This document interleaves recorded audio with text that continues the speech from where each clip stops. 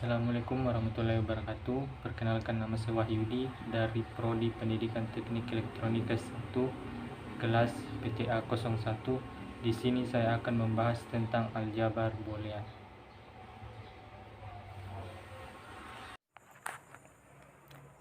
Oke, pertama-tama kita akan menjelaskan pengertian dari aljabar boolean.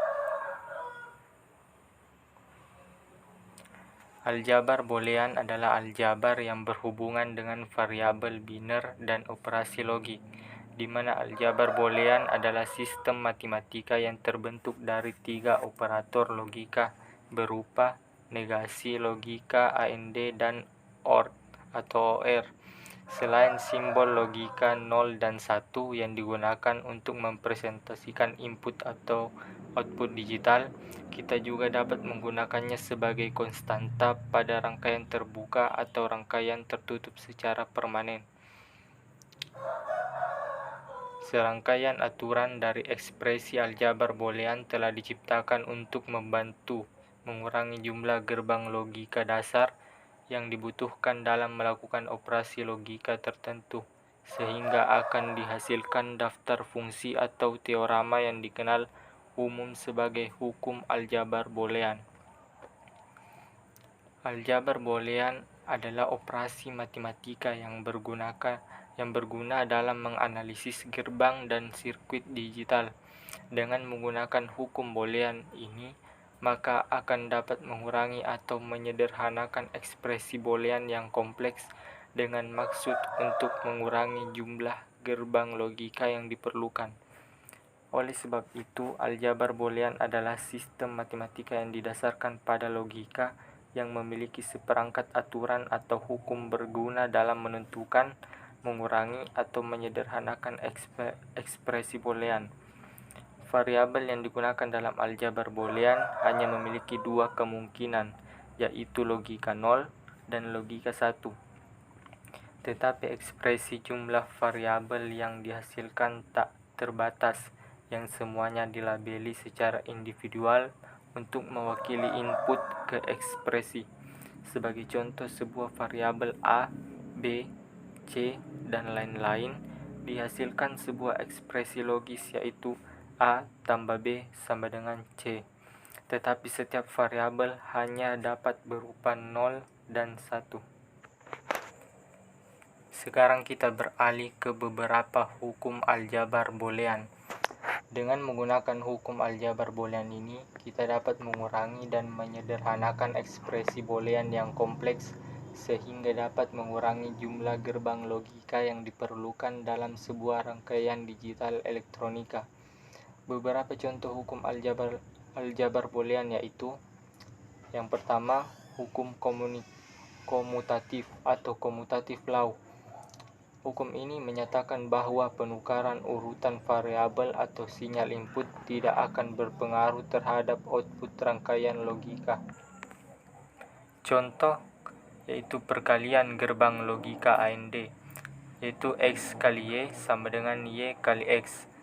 Penjumlahan gerbang logika OR, yaitu X tambah Y sama dengan Y tambah X. Bisa diperhatikan gambarnya.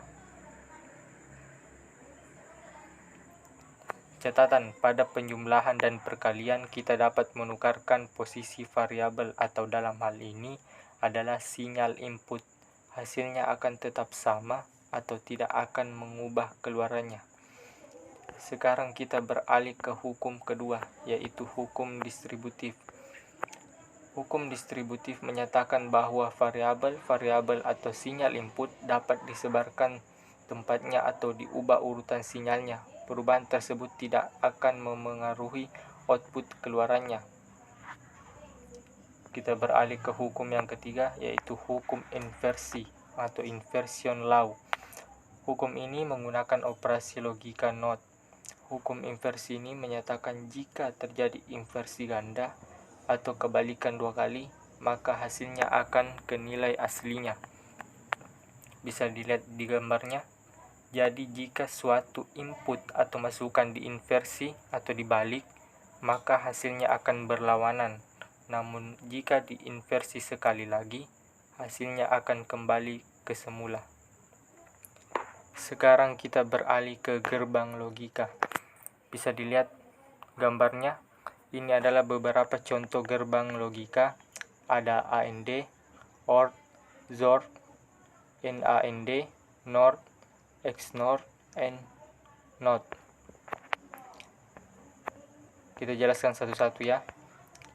Gerbang logika adalah sebuah entitas untuk melakukan pengolahan input-input yang berupa bilangan biner atau hanya terdapat dua kode bilangan biner, yaitu angka 1 dan 0, dengan menggunakan teori matematika boolean sehingga dihasilkan sebuah sinyal output yang dapat digunakan untuk proses berikutnya. Jenis-jenis gerbang logika atau logic gates. 7 jenis gerbang logika. Yang pertama itu gerbang AND. Apabila semua atau salah satu input merupakan bilangan biner atau berlogika 0, maka output akan menjadi 0. Sedangkan jika semua input adalah bilangan biner atau berlogika 1, maka output akan berlogika 1 juga. Saya ulangi, apabila semua salah satu input merupakan bilangan biner berlogika 0, maka output akan menjadi 0. Begitupun dengan bilangan biner berlogika 1, maka outputnya juga akan berlogika 1. Sekarang yang kedua yaitu gerbang OR atau OR. Gerbang OR, apabila semua atau salah satu input merupakan bilangan biner atau berlogika 1, maka output akan menjadi 1. Sedangkan jika semua input adalah bilangan biner atau berlogika 0, maka output akan berlogika 0. Saya ulangi lagi, apabila semua atau salah satu input merupakan bilangan biner berlogika 1, maka output akan menjadi 1. Sedangkan jika semua input adalah bilangan biner berlogika 0, maka output akan berlogika 0. Sekarang kita beralih ke gerbang yang ketiga yaitu NOT. Fungsi gerbang NOT adalah sebagai inverter atau pembalik. Nilai output akan berlawanan dengan inputnya. Sekali lagi saya ulangi, fungsi gerbang NOT adalah sebagai inverter. Inverter itu adalah pembalik. Nilai output akan berlawanan dengan inputnya. Sekarang kita membahas gerbang NAND. Apabila semua atau salah satu input bilangan biner berlogika 0, maka outputnya akan berlogika 1. Sedangkan jika semua input adalah bilangan biner berlogika 1, maka output akan berlogika 0. Apabila semua salah satu input bilangan biner berlogika 0, maka outputnya akan berlogika 1.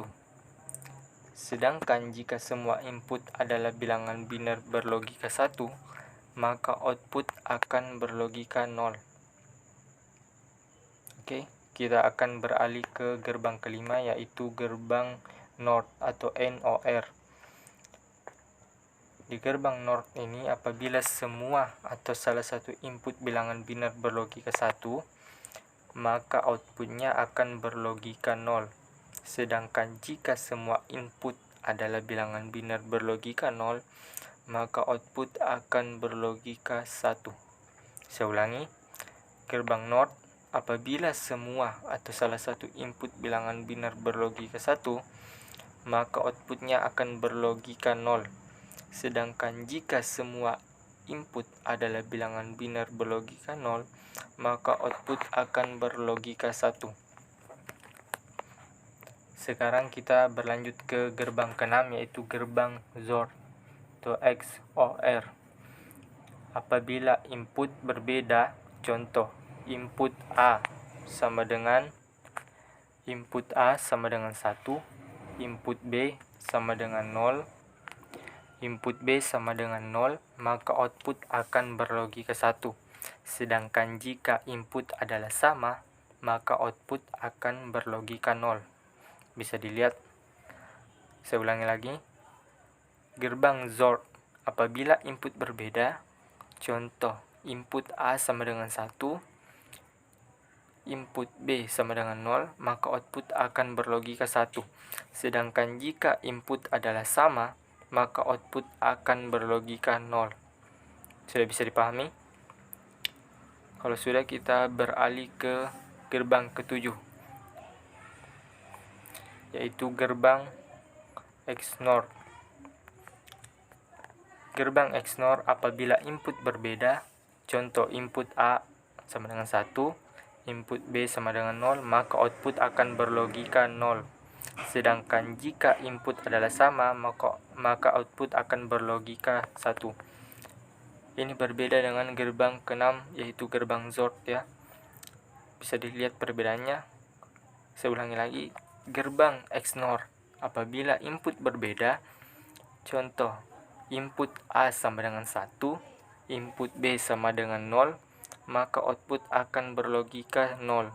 Sedangkan jika input adalah sama, maka output akan berlogika 1. Sudah bisa dipahami? Kalau sudah bisa dipahami, cukup sekian presentasi saya. Lebih kurangnya mohon dimaafkan. Wabillahi taufiq wal hidayah. Wassalamualaikum warahmatullahi wabarakatuh.